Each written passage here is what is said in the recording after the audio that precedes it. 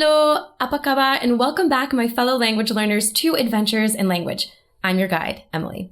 And in this mini-series, we're talking about why hearing your target language in the wild might sound different from how you learned it.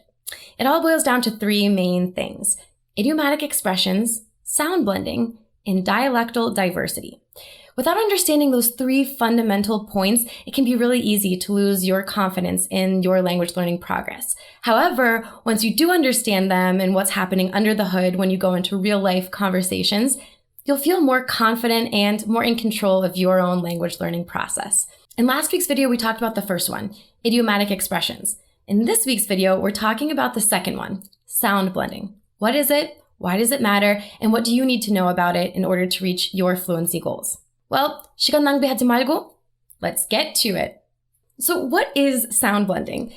Sound blending explains how phrases like did you ever come to be pronounced like jever. Like, did you ever go skydiving? Did you ever hike Mount Kilimanjaro? Or how the phrase want to turns into wanna.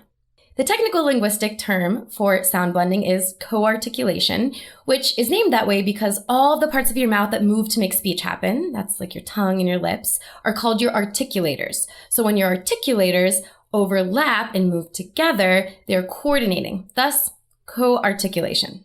Now, sound blending has a lot to do with something that linguists call careful versus connected speech. So what does that mean? Try this experiment with me to figure it out. Say the word mountains. Did you do it? Now say the sentence, we went camping in the mountains. There is probably a difference in how you pronounce the word mountains when you said it by itself versus saying it within the context of a full sentence. You see, in careful speech, we pronounce words slowly and intentionally, each sound getting carefully articulated, like mountain. And often careful speech is how we learn vocab in the target language. But in real-life conversations, in the wild, we don't usually pronounce words with careful speech, do we? Instead, we use connected speech, meaning that the sounds from one word can blend into sounds from the word that comes before or after it, such as jever or wanna. And sometimes certain sounds disappear completely or get replaced with other sounds, like the T in mountains, when you said it in a full sentence, probably got replaced with what linguists call a glottal stop, which sounds like mountains. Instead of mountains, you probably said mountains. Now, when I teach my students about the difference between careful and connected speech, I like to draw the comparison between printed handwriting and cursive. When you print out each letter neatly and clearly, that's like careful speech. When you scrawl it all together in cursive, that's like connected speech. Now, which is usually harder to read, printing or cursive? Cursive. And when appreciated visually, it's no wonder that connected speech from native speakers can be harder to understand than the careful speech you might be used to through your learning experience. Long story short, sound blending is one of the leading reasons why you might struggle to understand native speakers when they're speaking quickly in real-life conversations. So what can you do about it as a language learner? Well, main thing is to train your ear with lots of authentic, connected speech. If you're only exposing yourself to careful speech, such as vocabulary words spoken aloud in isolation, you won't be setting yourself up for success. You need to get regular exposure to connected speech. Now, there are many fun ways of doing this. You can watch YouTube videos in the target language while you're doing the dishes. You can listen to music in the target language while you're at the gym. You could even binge a TV series in your free time. For those of you in the Mango fam who use the Mango app, you might already have noticed that the app is actually structured to help train your ear for the sound blending that comes with that real-life connected speech. Now, the app does this in two cool ways. First, we use human voices, not AI-generated robot voices.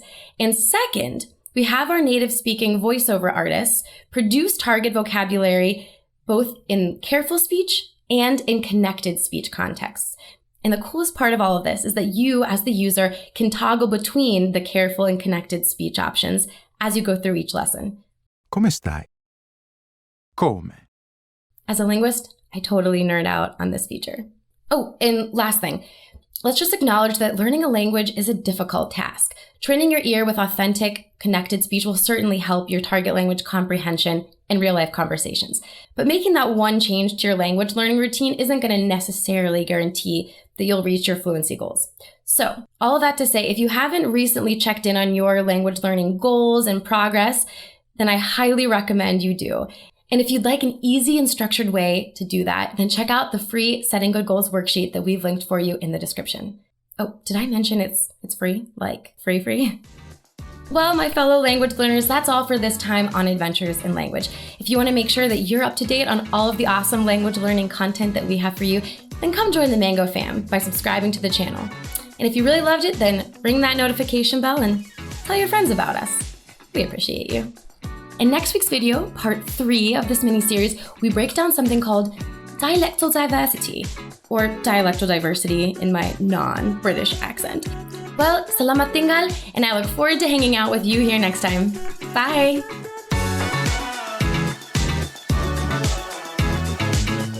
Thanks for watching. I'm here to remind you, don't forget to sign up for your free Setting Good Goals worksheet, which you can access through the link right here on the screen. In the meantime, you can catch up on our existing videos, which are full of fun language learning tips and tricks.